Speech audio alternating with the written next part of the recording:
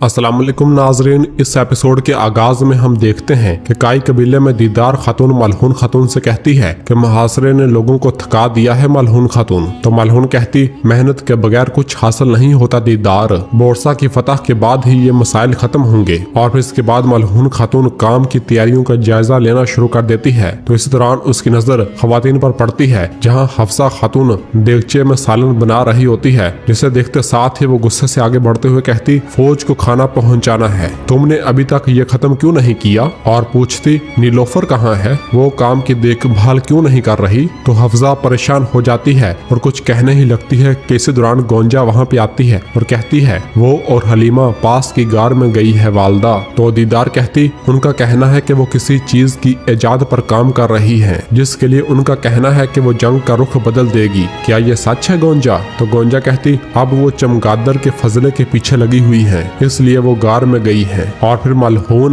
गोंजा को थोड़ा साइड पर लेकर आते हुए कहती है, और तुम भी बरसों से माँ बनने के लिए कई जड़ी बूटियां आजमा रही हो ना, तुम दोनों की सूरत हाल एक जैसी है। ये सुनकर गोंजा को बहुत ज्यादा दुख होता है। और फिर मलहून वापस पलटकर सबसे कहती, जल्दी करो, कल तक सब कुछ तैयार हो जाना चाहिए। जबकि दूसरी जानब हम देखते हैं कि नीलोफर खातून, जो कि उरहान साहब की खातून होती है, एक गार में पहुंचती है और फिर अपने बैग में से एक पटाखा निकालती है और उसे आग लगाकर गार के अंदर छोड़ देती है। पटाखा जैसे ही चलता है तो उसकी आवाज सुनकर गार के अंदर मौजूद बहुत बड़ी तादाद में चमगादड़ें बाहर निकल कर भाग जाती हैं। और फिर इसके बाद नीलोफर कहती, जिस चीज की हमें तलाश है वो इस गार में है, चलो। और सब आगे बढ़ते हैं। जबकि दूसरी जानब करारगाह में हम देखते हैं कि दुमरल और बालाबान साहब उस बाजंतीनी सिपाही पर तशद्दुद कर रहे होते हैं जिन्हें उन्होंने बोरसा से पकड़ा था। बालाबान साहब पूछते, बुरान साहब कहाँ हैं? तुम्हें कैसे पता चला कि हम आ रहे हैं? और उसे जोरदार थप्पड़ मारते हैं। जबकि दूसरी जानब हम देखते हैं कि उरहान साहब बोरसा की दीवारों के सामने मौजूद होते हैं और बोरसा की जानब देख रहे होते हैं और उस लम्हे को याद करते हैं जब बुरान साहब बोरसा जाने से कबल उरहान साहब से कह रहे थे, उरहान अगर इजाजत हो तो मैं बोरसा में घुसना चाहता हूँ। तो उरहान साहब ने कहा था, मुझे आपकी यहाँ जरूरत है बुरान साहब। तो बुरान ने कहा था, उरहान सिपाही अभी जवान है, ऐसे वक्तों में इन्हें ऐसे खतरनाक हालात में डालना मुझे ठीक नहीं लग रहा, मुझे ये करने दें। इस मंजर को सोचने के बाद उरहान साहब बहुत ज्यादा गमजदा हो रहे होते हैं। और फिर इसी दौरान खलील उरहान साहब के पास आता है। तो उरहान साहब कहते, हमने उन्हें हमें कैसे घात में फंसाने दिया खलील? तो खलील कहता, फतह और शिकस्त दो करीबी भाई हैं, अगर तुम एक से सुलह नहीं कर सकते तो दूसरे के साथ नहीं रह सकते। जब हम सकारिया की मुहिम में एक घात के दौरान मायूस हो गए थे, उस्मान साहब ने हमें इन लफ्जों से गड़े से बचाया था। और फिर उरहान को थपकी देते हुए कहता है, वो घड़ा आपके लिए बहुत छोटा है हजूर, आप ना इसमें गिर सकते हैं और ना ही इसमें समा सकते हैं। और फिर इस दौरान दुमरल और बालाबान साहब वहाँ पहुँचते हैं। उरहान साहब कहते, क्या आपको पता चला कि सुरंगें कहाँ हैं? तो बालाबान कहता, वो भी नहीं जानता हजूर, लेकिन उसने कहा है कि समुद्र के रास्ते बोरसा के लिए एक बड़ी खेप होगी। अलाउद्दीन कहता, हमने तमाम बंदरगाहों को रोक रखा है, वो कहाँ से आएगी? और फिर थोड़ी देर सोचने के बाद खलील से कहते हैं, खलील चलो। और सब वहाँ से रवाना होते हैं।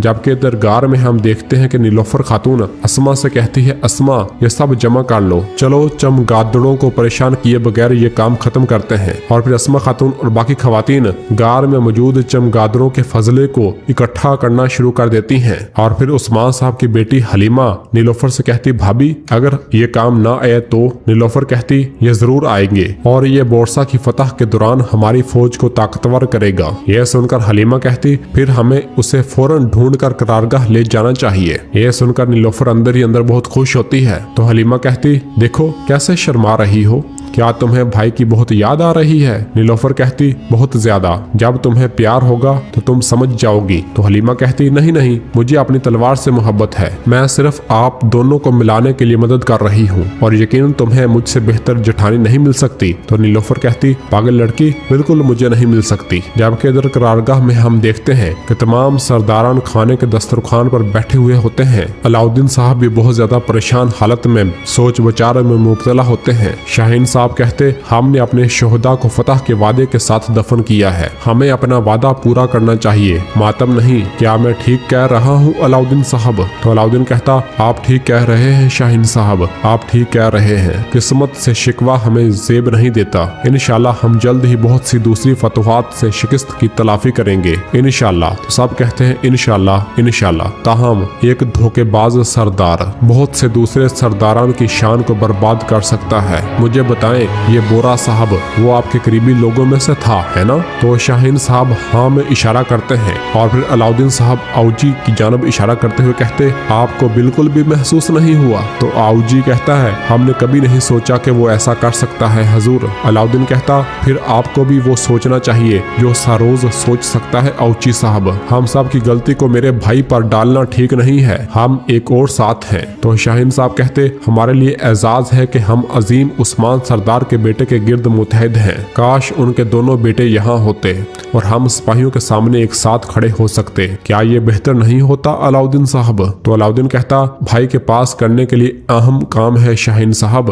तो शाहीन कहता क्या वो फिर अपने तौर पर मामला हल करने की कोशिश कर रहा है, जैसे उन्होंने बुरान साहब को बोरसा में जासूसी के लिए भेजा, जबकि बहुत से दूसरे सिपाही ये कर सकते थे। चले हमें तो छोड़ें, आप तो उनके भाई हैं, उन्होंने आपकी भी राय नहीं पूछी। क्या ऐसी ना इत्तफाकी पैदा करना मुनासिब है? तो अलाउद्दीन कहता ना इत्तफाकी की वजह बनने वाला ही ना इत्तफाकी की बात करता है शाहीन साहब, और आप अच्छी तरह जानते हैं कि इन चीजों के बारे में बात करने की ये जगह नहीं है। तो शाहीन साहब कहते आप ठीक कह रहे हैं अलाउद्दीन साहब, ये जगह नहीं है, ये जंगी कौंसल है। जबकि इधर उरहान साहब अपने खेमे में दुमरुल, बालाबान और खलील के साथ मौजूद होता है और उन्हें कह रहा होता है कि समुद्र के रास्ते आने वाली मदद की पेश नजर सुरंगें वाहद खुफिया चीज नहीं है, कोई खुफिया बंदरगाह भी जरूर होगी, हमें उसे तलाश करना होगा। तैयार हो जाएं, हम रात को रवाना होंगे। ये सुनकर सब लोग वहाँ से रवाना हो जाते हैं। इस दौरान अलाउद्दीन साहब गुस्से से वहाँ आते हैं और कहते आपने शाहीन शाह और इसके पैरोकारों के लिए मैदान खुला छोड़ दिया है भाई। तो उरहान कहता मैंने उन लोगों को मौका दिया जो मेरी गैर मौजूदगी का फायदा उठा रहे थे, उन्हें अपना जहर उगलने दो। तो अलाउद्दीन कहता आपको उन्हें मौका नहीं देना चाहिए। उरहान कहता क्या तुम मेरे भाई नहीं हो? मेरी जगह तुम उनके लफ्जों को वापस उनके मुंह पर मारो अलाउद्दीन। अलाउद्दीन कहता ये कहना आसान है, देखो भाई शाहीन शाह शिकस्त का फायदा उठाकर जंगी कौंसल जमा करना चाहता है। वो सरदारन के सामने आपको जलील करने और इनका भरोसा जीतने की कोशिश कर रहा है, शिकस्त का इस्तेमाल करके आपको तन्हा छोड़ने की कोशिश कर रहा है। भाई इन्हें ऐसा मत करने दो, मत करने दो। तो उरहान अलाउद्दीन को पकड़ते हुए कहता मेरे लिए मेरा भाई काफी है। जबकि इधर काई कबीले में हम देखते हैं कि काई सिपाही गाड़ियों के ऊपर साजो सामान लाद रहे होते हैं। नीलोफर कहती चलो जल्दी करो। इस दौरान मलहून खातून गुस्से से वहाँ पहुँचती है और कहती है कबीले में इतने कामों के होते हुए तुम लोग कहाँ थे? तो हलीमा कहती क्या हम अपना काम मुकम्मल किए बगैर जा सकते थे वालदा? नीलोफर कहती हमने जाने से पहले ही गाड़ियों को लादना शुरू कर दिया था। और फिर गोंजा कहती और हमने भी इलाज का सामान तैयार कर लिया है, जब खाने तैयार हो जाएंगे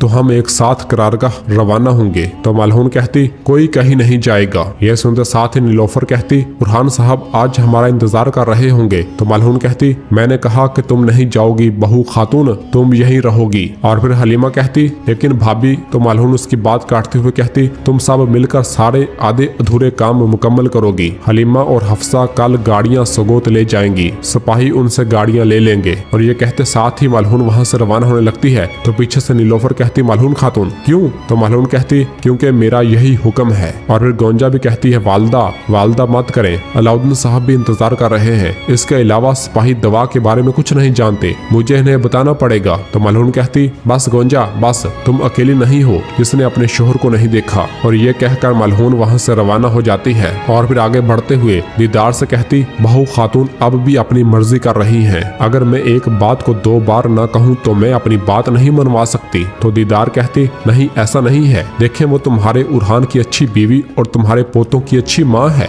वो आपकी बेइज्जती भी नहीं करती है। और फिर मलहून और दीदार आकर बैठ जाते हैं और दीदार कहती लेकिन वो बस अब भी हमारे असूलों पर अमल नहीं करती है, आखिरकार वो हम में से नहीं है, वो बाजुंतनी मोहल्लों में पली भड़ी है। तो मलहून कहती वो दूसरी लड़कियों पर भी असर अंदाज हो रही है, उनके लिए पहले ही वक्त हो चुका है। लेकिन वो दोनों कहती हैं कि वो अपनी भाभी की तरह प्यार में पड़ने से पहले शादी नहीं करेंगी और गोंजा इसकी वजह से अपने ही रास्ते पर चल रही है। ये बहू खातून हर चीज के पीछे पीछे है। तो दीदार कहती, गोंजा के पास पहले ही बहुत से मसाइल हैं मलहून खातून, जब आप भी उस पर गुस्सा करती हैं तो वो लड़की बहुत दिल बर्दाश्ता हो जाती है। मलहून कहती, ये मसला हम सब को मुतासर करता है दीदार खातून, वो एक सरदार के बेटे को बच्चा नहीं दे पा रही है और अलाउद्दीन इसकी वजह से किसी दूसरी खातून से शादी नहीं करना चाहता। बस बहुत हो चुका है, हर कोई देखेगा कि इस कबीले में किसकी बात अहम है, हर कोई अपनी हद जानेगा। फातिमा भी जल्द ही पहाड़ों से आ जाएगी। मैं इस मसले को मजीद नहीं बढ़ाऊंगी, मैं इसकी और हलीमा दोनों की शादी करवाऊंगी, अलाउद्दीन की भी। और फिर दीदार से कहती, दीदार खातून, मुझे इस बारे में तुम्हारी मदद की जरूरत है। अलाउद्दीन की नस्ल को जारी रखने के लिए एक मुनासिब दुल्हन तलाश करना शुरू कर दें। और फिर इसी दौरान एराज मलहून को बताती है, उस्मान साहब सगोद के लिए रवाना होंगे मलहून खातून। ये सुनते साथ ही मलहून वहां से रवाना हो जाती है। और नाजरीन, इसी जगह पर एपिसोड खत्म करते हैं। मिलते हैं बहुत जल्द अगली एपिसोड के साथ। वीडियो को लाइक कर दें और जिन दोस्तों ने अभी तक चैनल सब्सक्राइब नहीं किया वो जल्दी से चैनल सब्सक्राइब कर दें और बेल आइकन यानी घंटी वाले निशान को भी प्रेस कर दें ताकि आने वाला एपिसोड्स आपको आसानी मिल सकें। दुआओं में याद रखें। अल्लाह हाफिज।